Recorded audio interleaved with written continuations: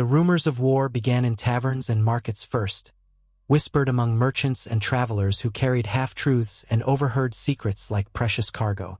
No single voice claimed certainty at the outset, but the shape of the realm's unrest gradually came into focus, piece by piece, as though some invisible puppet master directed the fates of kings from behind the scenes. The fragile peace that had emerged after the first war of the Five Kings, costly and soaked in blood, was unraveling. The scars on the land had barely healed. Fields still bore blackened furrows where armies once clashed. Villages still reeked of old sorrows, and vacant fortresses sat as silent testaments to families destroyed. And yet, the realm seemed destined to slip again into conflict, lured by the promise of power, vengeance, or misplaced duty. In the Red Keep, courtiers whispered that the great families stirred like bees in a broken hive. Distant relations of ancient lines made claims to crowns and seats that had lain beyond their reach for a generation. Old grievances bubbled to the surface like a festering wound. The Targaryen name, no longer as extinct as many had believed, crackled with the possibility of rebirth. The seeds of Baratheon ambition survived in the unacknowledged bastards of kings long dead, while in the north, new voices rose beneath winter skies. And so it happened, slowly at first and then all at once, that whispers became a rumor, rumor became talk of factions, and talk of factions became open declarations. The lords of Westeros braced themselves for the possibility of a new conflict, dreaded yet somehow irresistible. A second war of the Five Kings, the realm's next great folly, or perhaps its doom. Across the countryside, small folk read the signs in the changing wind and prayed to their gods for deliverance. Farmers recalled how previously, whenever great lords went to war, common folk like them suffered most. But those who held power had short memories, and a new generation was eager to reclaim lost glory. Beyond the stony walls of Winterfell and the shores of the narrow sea, ravens carried messages that would forever change the course of history. The first claimant to appear was the simplest in terms of lineage but the most complicated in terms of legitimacy. A youth named Oryx Storm, rumored to be the last living bastard of King Robert Baratheon, had grown to manhood in the Stormlands under the guardianship of a minor bannerman loyal to House Baratheon. Initially dismissed as a common pretender, he drew attention when he stood before a weirwood in the presence of several lords and swore an oath on his blood and name. He brandished a warhammer that once belonged, or so he claimed, to his true father. The lords who watched him swing that hammer with deadly grace found themselves haunted by the memory of Robert's strength. Whispers circulated that the ghost of Robert Baratheon himself had found new flesh. Oryx's broad shoulders, black hair, and easy grin made the resemblance uncanny enough. Yet resemblance alone did not a king make. Oryx's nascent claim might have remained no more than a curiosity, except he managed to rally enough Stormlander knights to his cause. They were enthralled by the old Baratheon spirit, a charm that offered freedom from the Lannister shadow that lingered in the capital. Gold cloaks still marched along the roads, and taxes flowed from Storm's End to the crown. But many believed those taxes were squandered by a court that no longer respected them. With each passing week, more riders bearing the crown's stag sigil, but with the bastard's bend across it, arrived at Oryx's small camp in the rain-lashed hills outside Storm's End. When the Castellan of Storm's End refused Oryx entry, he laid formal siege to his father's ancestral seat. Thus, the first act of open rebellion was committed. The crown could not ignore it. Meanwhile, in the distant north, whispers circulated in the great hall of Winterfell about an unexpected visitor. A young woman who called herself Alanna Snow, said to be the secret daughter of a Stark lord and a woman of the free folk. The story went that her mother had been a spear wife of the true king beyond the wall, a fleeting union of politics and passion during the tumultuous days when the wall was under threat. Raised beyond the wall in harsh, brutal conditions, Alanna carried the austere bearing of a winter child. Though tall and lean, her northern heritage was evident in the gray of her eyes and the wolf's determination etched in her face. She arrived at the seat of House Stark one freezing evening, cloak patched with furs from animals not often seen south of the wall. Her hair was the color of smoke, and she bore a blade carved from the remnants of an obsidian spear that had once belonged to her mother. At first, no one believed she had any claim at all. Winterfell was ruled by the Starks, who had endured countless tribulations, including near extinction. The surviving Starks had always welcomed distant kin, but rarely did they speak of bastards and never of those rumored to have been born beyond the wall. Yet Alanis showed scars of old battles and told stories of White Walkers that haunted men's dreams. She spoke with an authority that made even the hardiest Northerners listen. She claimed to have a right to speak for the North, if not to rule it, because of the blood that coursed in her veins. But the North remembered, especially the old clans. They recalled how the Starks once held everything from the neck to the wall, how no king south of Moat Cailin was recognized in those days, and how the last war of the Five Kings had nearly bled them dry. The North never forgot, and when this daughter of two harsh worlds proclaimed the North was better off independent, some voices called her a traitor, while others praised her as a visionary who might break the wheel of Southern politics once and for all. What no one could deny was that her convictions seemed as unbreakable as ice. She had survived beyond the wall. A war for independence might simply be one more obstacle. Far to the south, in the Reach, a different sort of ambition unfurled. Ser Loras Tyrell, once renowned as the Knight of Flowers, had become a legend in his own time, but rumors insisted his health was broken by battles and heartbreak. The Tyrell name still carried immense weight in the Reach, yet the direct line's future appeared precarious. Gossip told of heirs lost to wars or intrigue, of second sons and third sons with uncertain claims. Then emerged Mathos Flowers, an acknowledged bastard of a late Tyrell lord, charismatic, dangerously intelligent, and some said cunning enough to charm a viper. He managed to unite various discontented lords under a new banner. He proposed a realm in which the bounty of the Reach would not be taxed to feed Lannister extravagance, and brazenly declared that with proper alliances, the Tyrell might of old could re-establish authority from the Mander to the Gold Road. Mathos Flowers wore flamboyant green and gold attire, his words as sweet as honey cakes. Yet he had grown up in the shadow of Highgarden, always looking over the walls at the plenty he was denied. The man had a gift for persuasion. He spoke of a new golden age for the Reach, an era in which knights would never want for grain or fruit, where maesters would flock to study in libraries second only to the Citadel, and where poetry and chivalry would flourish. He promised a return to gallantry and plenty, an intoxicating vision for those who had grown weary of drab governance from King's Landing. Mathos's plan was bigger than mere independence. He saw himself as a rightful contender for the Iron Throne, if only enough lords flocked to him. He believed the prosperity of the Reach could lure the loyalty of other great houses, especially those that had tired of endless war. Perhaps he was a fool, perhaps he was a dreamer, but he was not without cunning. He knew that behind any rightful throne lay an intricate web of alliances, negotiations, and betrayals. In the green fields of the Reach, seeds of aspiration were sown once more. In the Vale of Arryn, a land scarred by internal turmoil after the passing of lords who tried to keep it aloof from the realm's greater conflicts, a new claimant arose from a most unexpected quarter. Lady Lythene Belmore, widowed but young, emerged as a central figure. A cunning woman, she had always been overshadowed by more prominent Vale families like the Royces or the Arryns themselves. Yet her understanding of finances, trade routes, and political leverage made her a formidable player. She studied ledgers and read accounts of the Vale's ancient kings, the mountain kings who once ruled before the Targaryen conquest. Lythene was no warrior, but her knights were loyal, and her coffers were surprisingly deep. Quietly, she reminded her peers that the Vale had once been nearly impervious to outside invasion. The Bloody Gate guarded them from Western armies. The sea was their friend, and the mountains offered more wealth in silver and iron than any southern lord realized. If the child lord in the Eyrie could not lead the Vale into an age of greatness, then perhaps a more suitable ruler might. Slowly, in many a closed-door council, Lady Lythene hinted that a new monarch could rise who would protect the Vale's interests and keep it free of the strife that plagued the rest of the Seven Kingdoms. She never openly proclaimed her own desire for the throne, at least not at first, but her subtlety was reminiscent of Littlefinger, a name whispered with suspicion still. People watched Lythene and wondered if the Vale would stand alone in the coming conflict or throw its considerable weight behind a chosen candidate. Whispers grew that maybe the veil might do more than stand alone. It might seek to crown its own.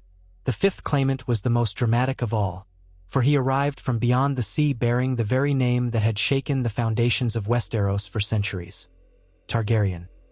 His name was Rhaegar, though he was swift to state he was not the Rhaegar of old but rather his son's son. How that came to be, he spun in a tapestry of rumors and half-facts, claiming a secret rescue from the sack of King's Landing, hidden away across the narrow sea by loyalists. His silver-gold hair, braided in a Sosi fashion, and violet eyes lent some credence to his Targaryen heritage. He rode into King's Landing under a black banner with a three-headed dragon undone by a slash of red. He claimed this represented both the old Targaryen sigil and the spilled blood of the lost generation. He had no dragons, but he had Sellswords of the Golden Company, or so it was said, men still sworn to the old Blackfire rebellions in their hearts. He spoke with absolute confidence that the Iron Throne was his birthright, stolen from his ancestors. Westeros reacted with shock, then skepticism, then terror. Another Targaryen? Some dismissed him as a Blackfire pretender or a Sellsword with the right color eyes, but others who came face to face with him swore he had the same uncanny aura that Daenerys Targaryen had once possessed, that quiet steel behind his speech. He wore a sword at his hip named Son of Fire, said to be reforged from a broken Valyrian steel blade. With gold fueling his campaign, he quickly gathered a following among lords discontent with the reign in King's Landing. They remembered the promise of dragons, or they dreaded the Targaryen name but were helpless to avoid being swept up in the coming storm. King's Landing, so used to being the prize of every ambitious house, could not hold its breath for long. The occupant of the Iron Throne was King Malador Lannister, nephew to the late Queen Cersei, installed on the throne after years of intricate political maneuvering within the Lannister ranks and the resulting downfall of other major players. Malador was no fool, but he lacked the overwhelming presence that Tywin had once commanded, or even the cunning that Cersei had wielded.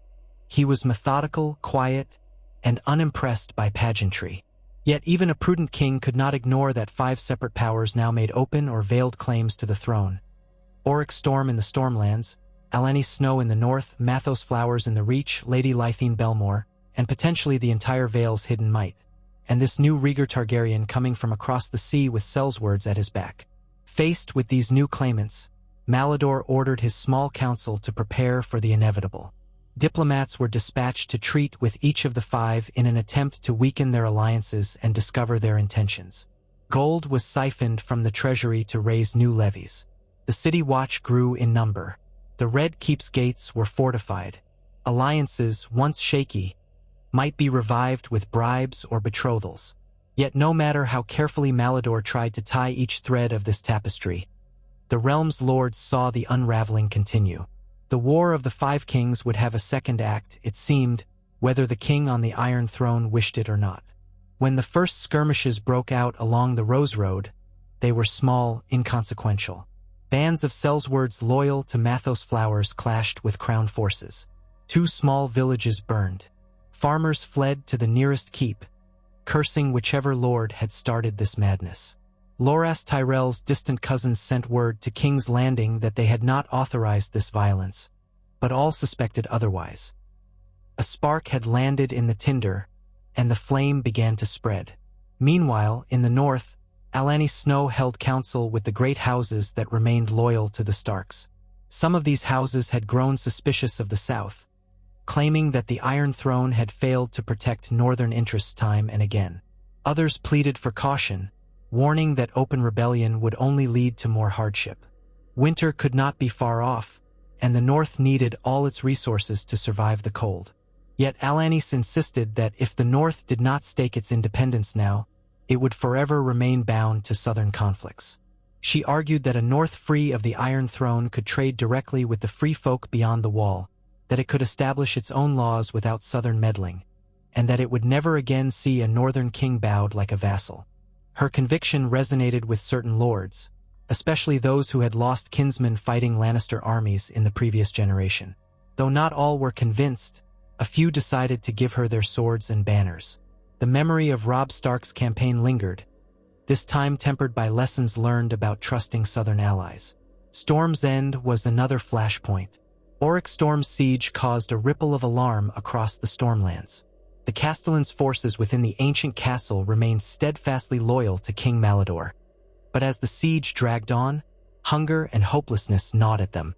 Auric hammered the gates day after day, sometimes literally, as he sought to replicate his father's legendary prowess. Occasionally, he even bested knights from within the castle who dared ride out to test him. His warhammer left them broken and battered.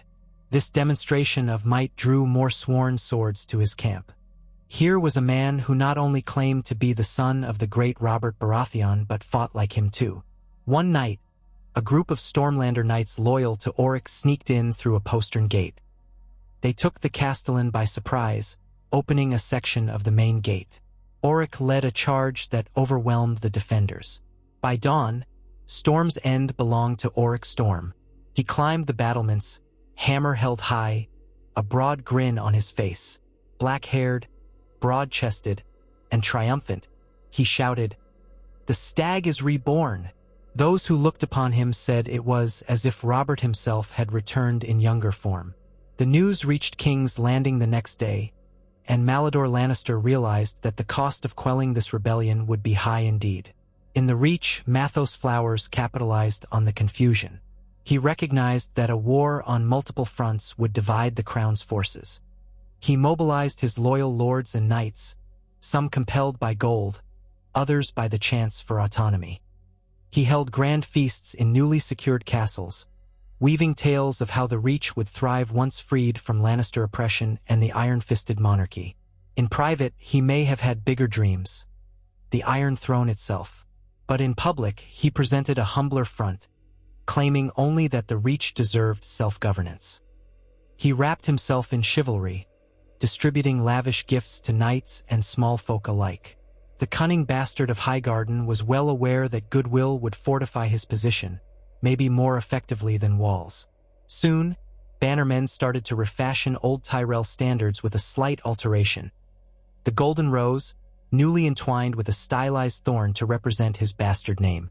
Simultaneously, an unexpected meeting took place in the Vale.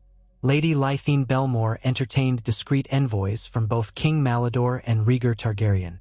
The Vale still sat in a strategic position. Controlling the Vale could tip the balance in any larger conflict. Lythene played the gracious host, offering wine and sweetmeats, listening more than she spoke. Her counsel with the Child Lord in the Eyrie remained secret. It was rumored she had leveraged her influence to become the actual power behind the seat of House Arryn. The Knights of the Vale, fearsome in discipline, waited for her signal. But which side would they serve? Rhaegar Targaryen, meanwhile, landed further north along the coast to avoid the heavier fortifications near Blackwater Bay. Accompanied by a disciplined host of Essosi Sellswords and a handful of Westerosi exiles who had fought under Daenerys Targaryen or even under fabled Targaryens of old, he moved quickly to secure coastal footholds. Despite the skepticism, he managed to win a few minor lords to his side, particularly those disenchanted with Lannister rule and still nostalgic for Targaryen days. Whenever he approached a castle, he offered generous terms for surrender and reattachment to the true bloodline. Some refused and found themselves besieged by a surprisingly well-organized force. Others opened their gates, lulled by the promise of Targaryen restoration. Step by step, castle by castle, Rhaegar advanced. So it was that Westeros found itself braced for another cataclysm. Each claimant had a distinct appeal and a certain logic behind their cause. Auric Storm evoked the memory of Robert Baratheon's robust leadership and fearsome skill in battle.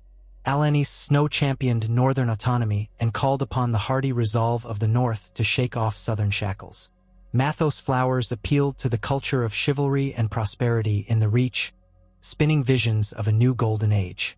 Lady Lythene Belmore played the game of promises and bribes, potentially aiming to lead the Vale into an era of self-determination. Finally, Rhaegar Targaryen invoked the deepest traditions of kingship by blood, the storied history of dragons, and a yearning for the lost majesty of the old dynasty. None called themselves the Five Kings or Queens, but the realm soon did so for them. The name stuck, thanks to a mocking bard who performed in a crowded inn in King's Landing, singing about the second war for a single seat, with 5 who vow they cannot be beat. After that, the phrase took on a life of its own. The small folk marveled at how quickly the lords had forgotten the ruin of the last war, or perhaps how easily new faces believed they could bend fate to their will. Sel's words saw opportunity, merchants feared the disruption of trade, and priests prayed that the new generation of claimants would at least spare the innocents. The first major battle came as a surprise to many.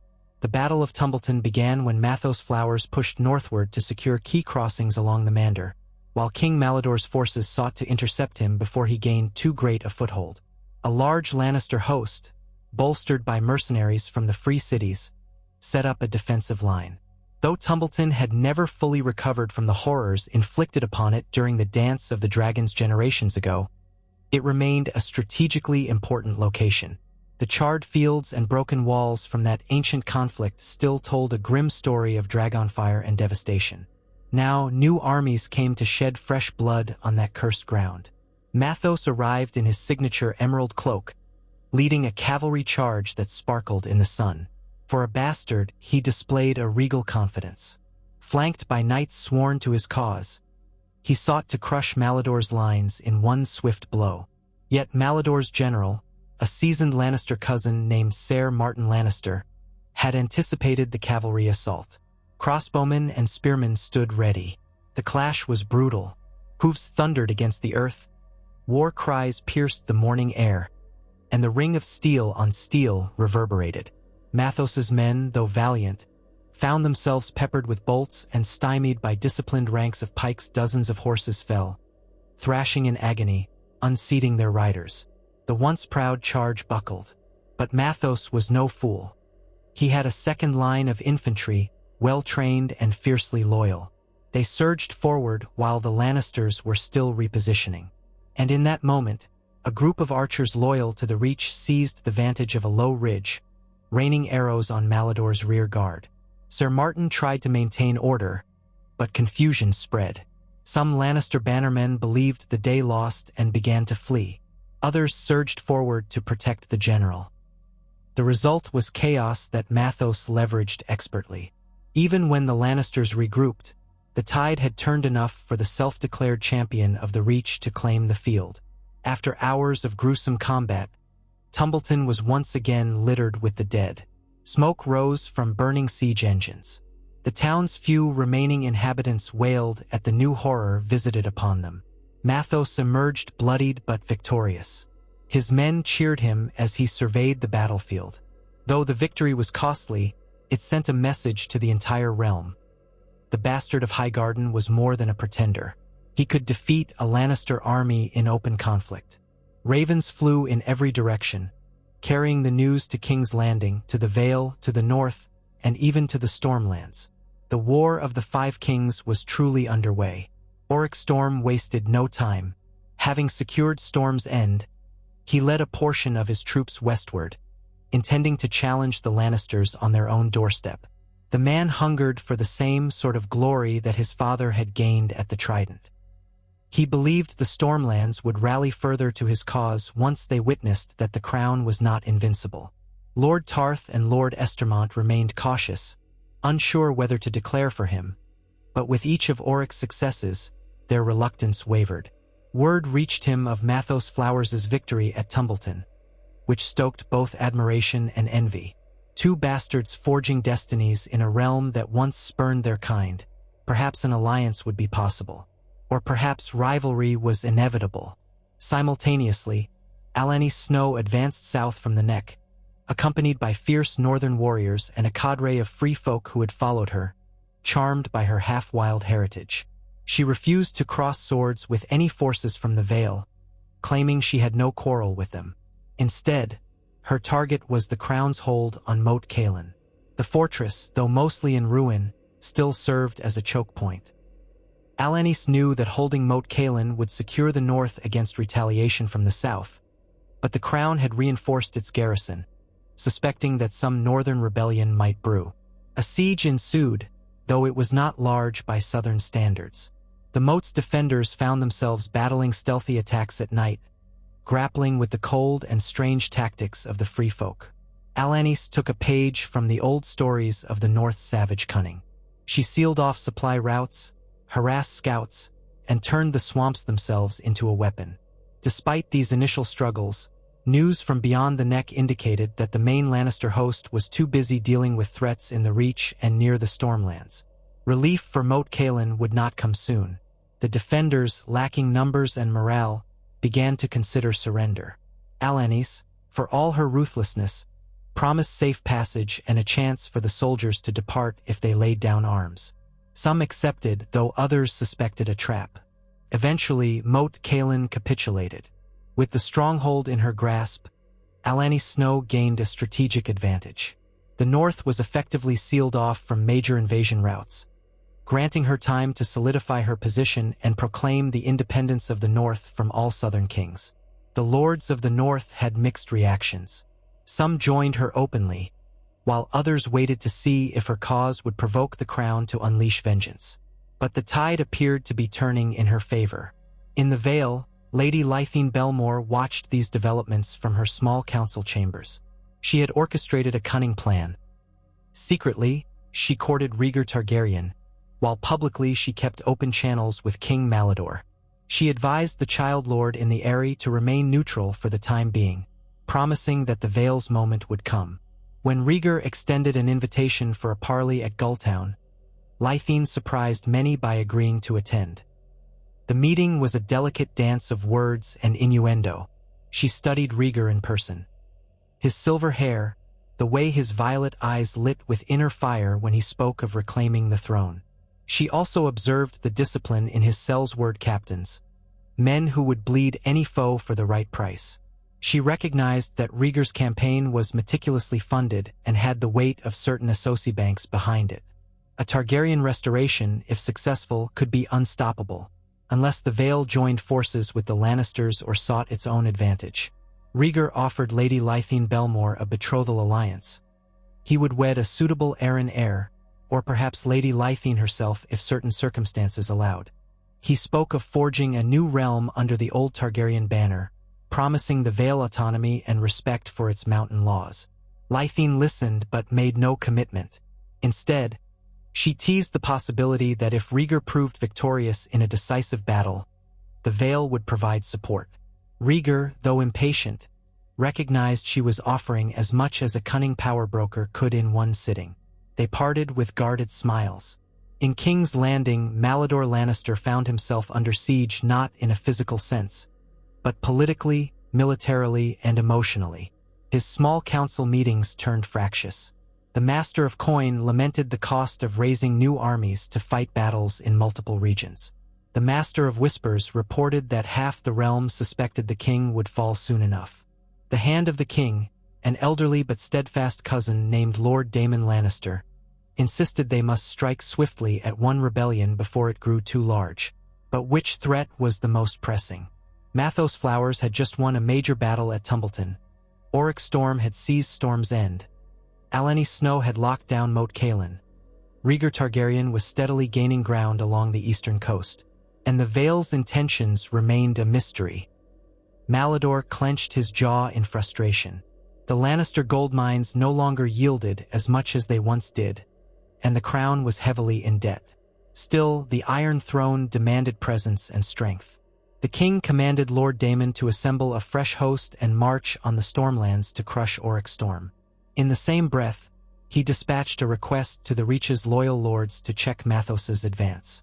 Simultaneously, he offered a reward for anyone who could capture or kill Alanis Snow, labeling her a northern traitor.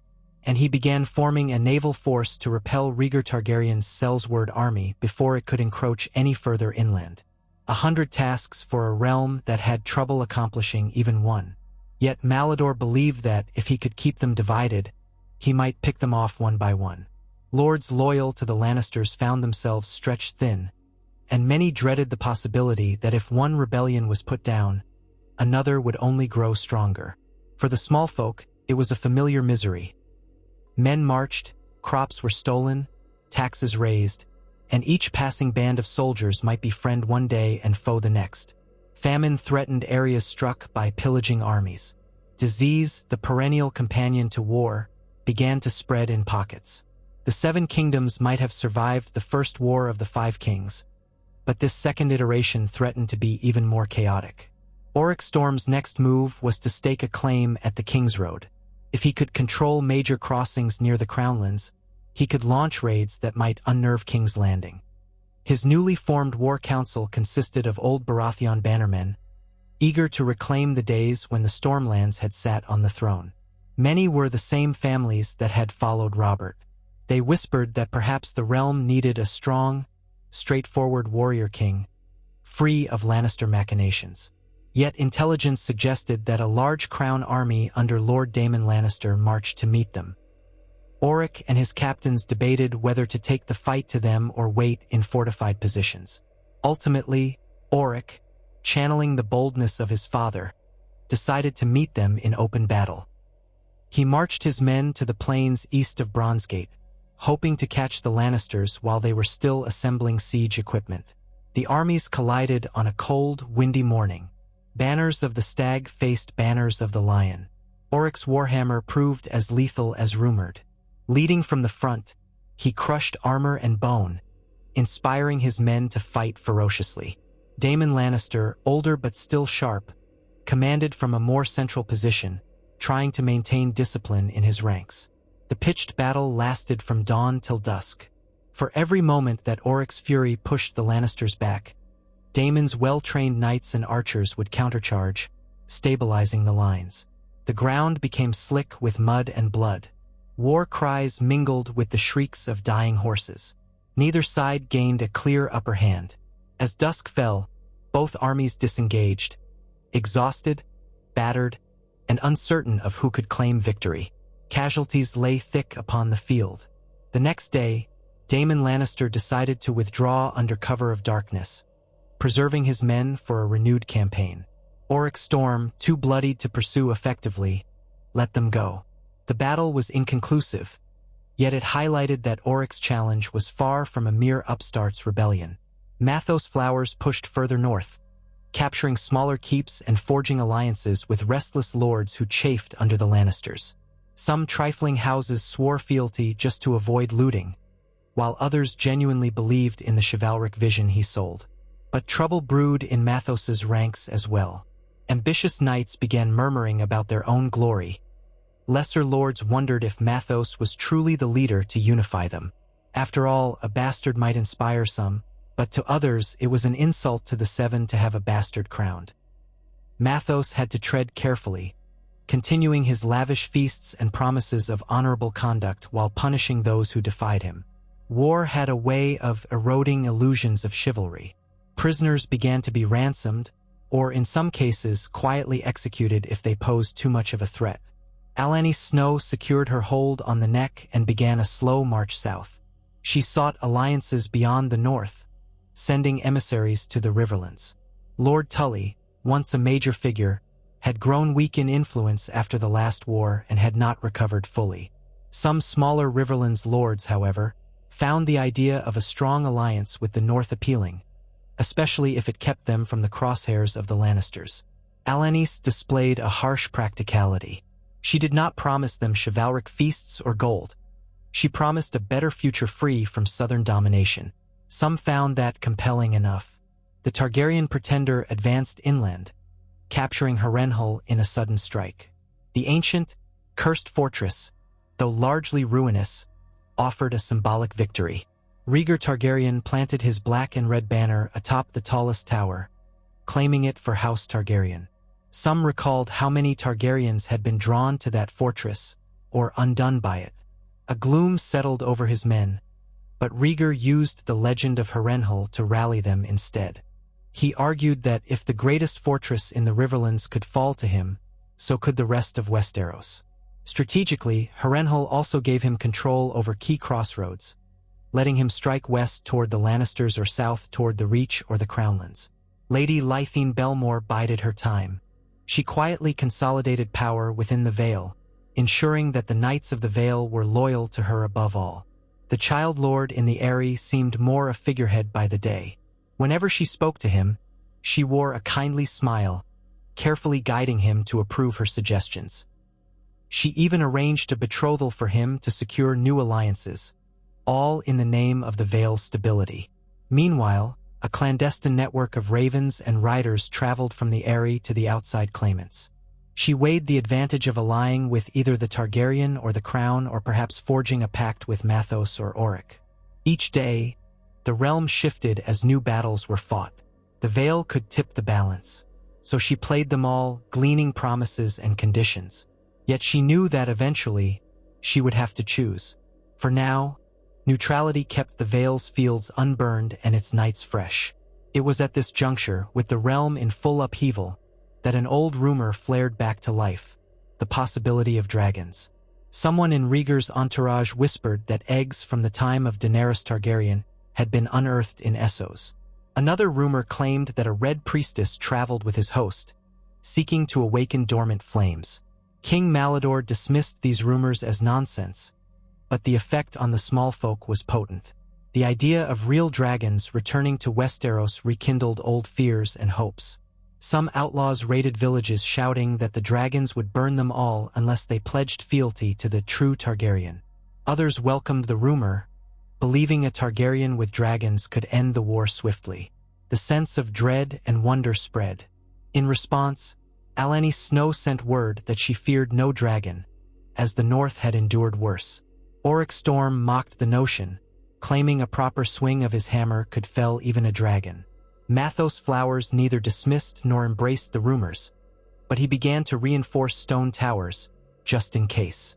Lady Lythene Belmore saw the rumors as an opportunity to further test Rhaegar's sincerity in his letters.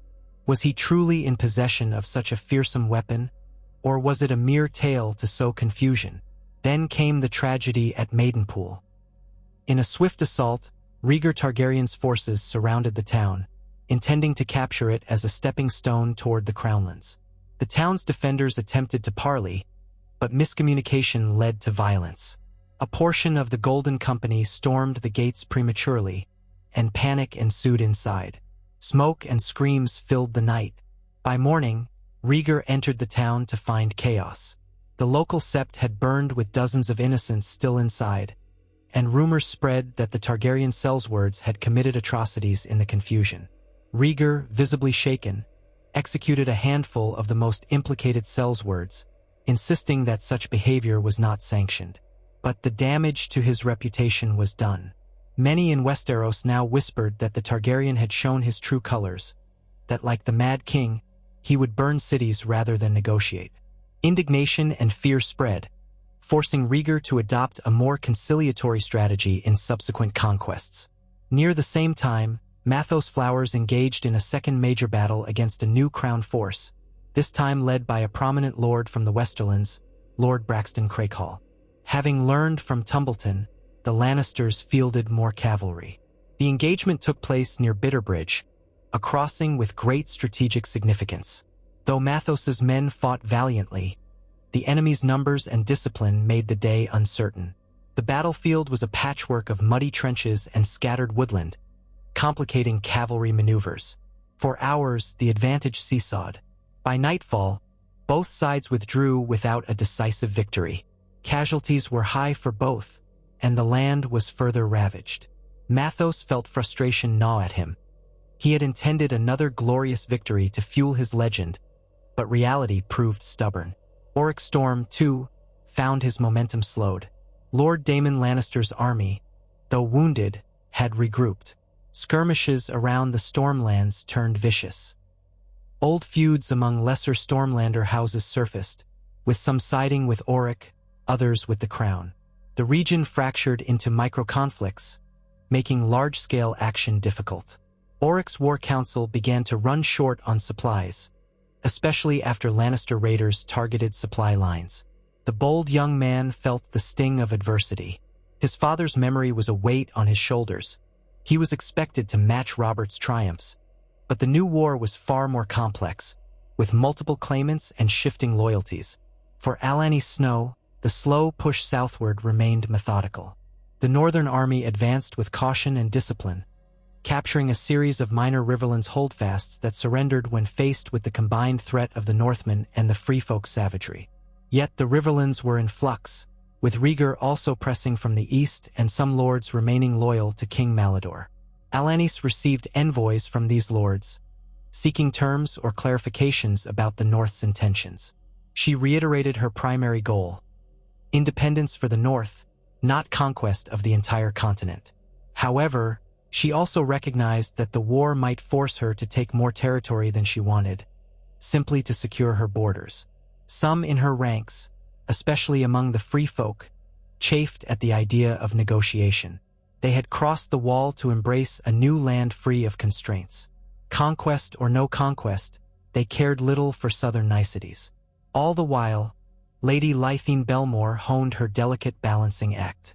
She maintained her facade of neutrality, quietly extracting concessions from Rhaegar and from King Malador. She demanded pardons for the Vale's historical involvement in prior conflicts, waivers on certain taxes, and control over lucrative trade routes through the Mountains of the Moon.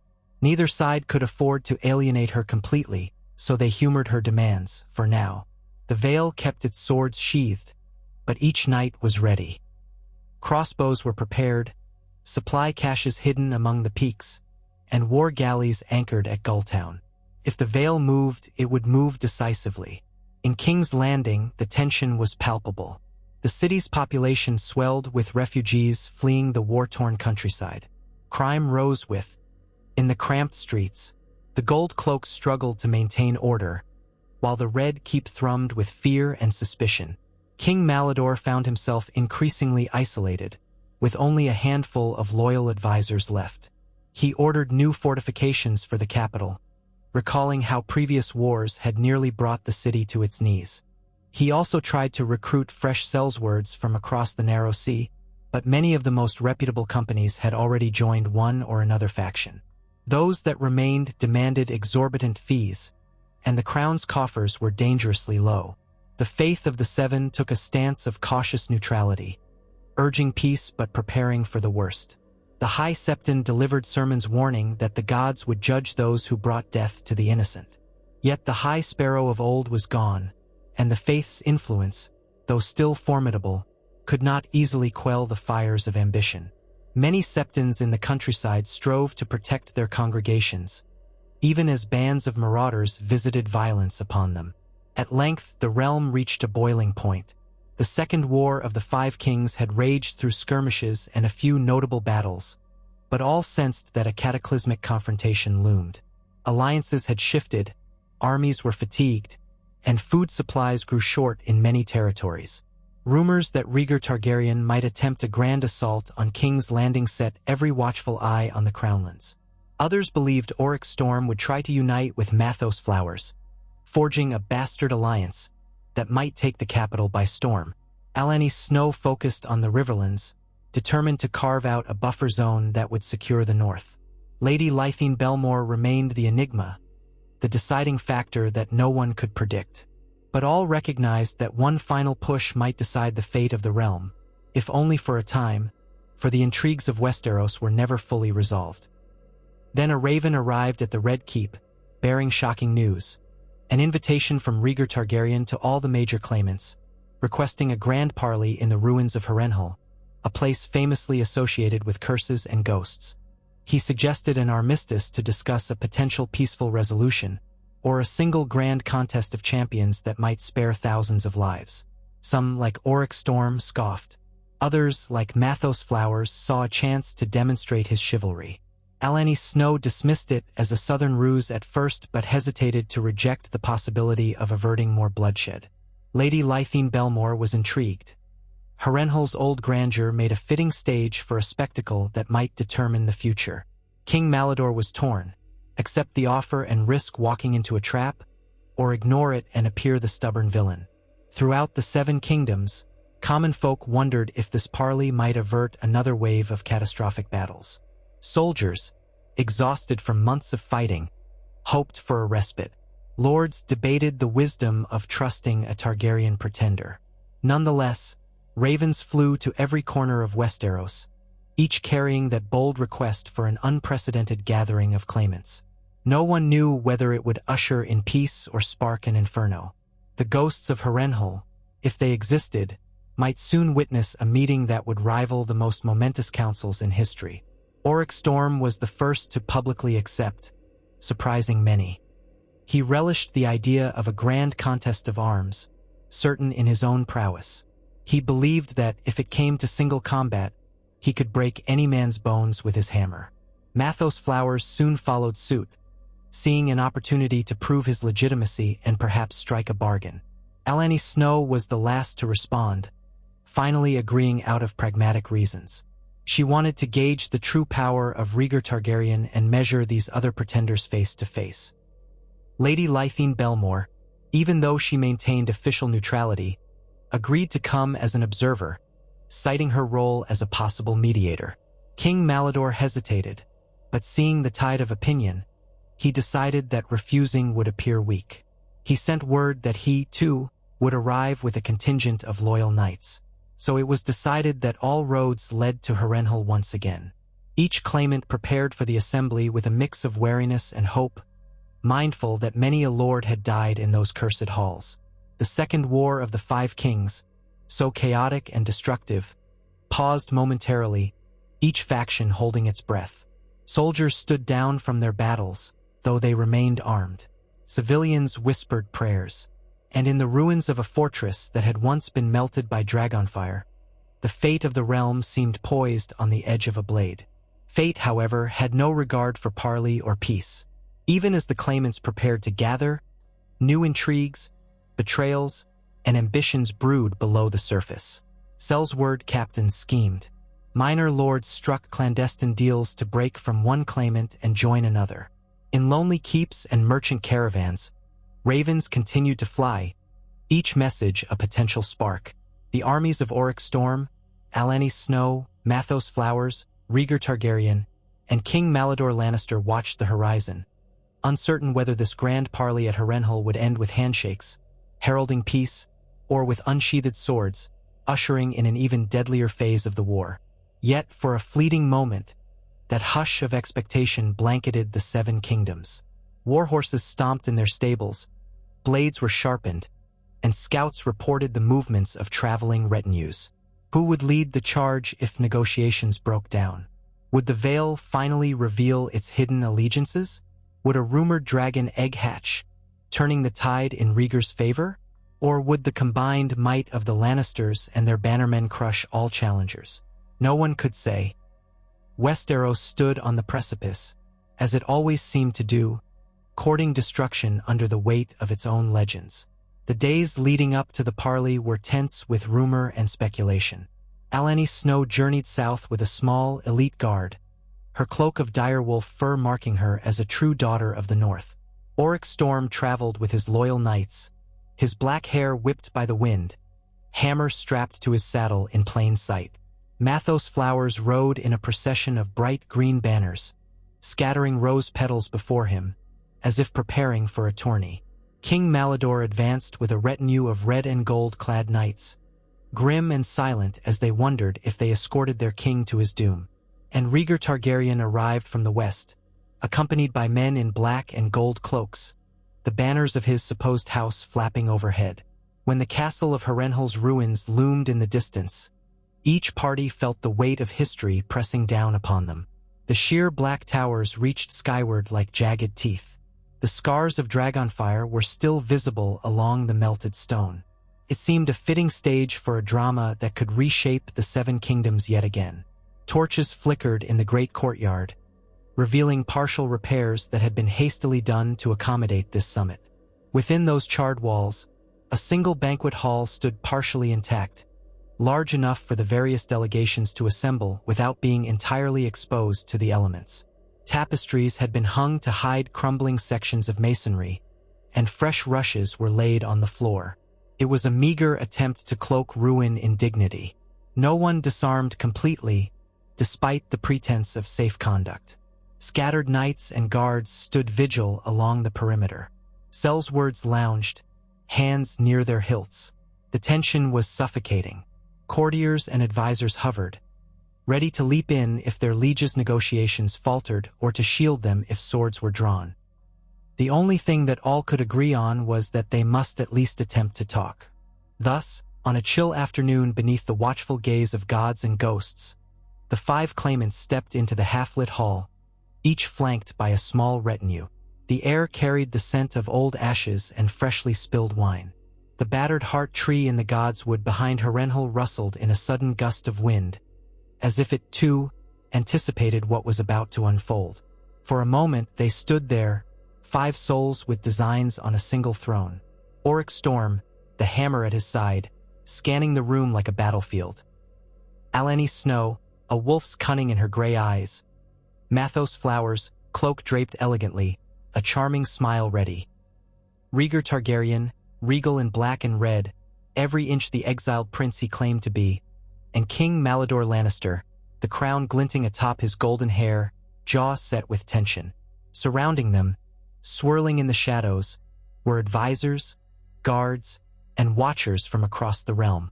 No one knew if words of peace or the ring of steel would define the end of this meeting. But for Westeros, balanced on the edge of yet another upheaval, the next moments at Harrenhal might very well decide its fate. And the realm, still reeling from the tides of war, watched with bated breath, wondering if the blood spilled thus far was but a prologue to an even greater tide of death, or the start of a fragile, improbable path to reconciliation.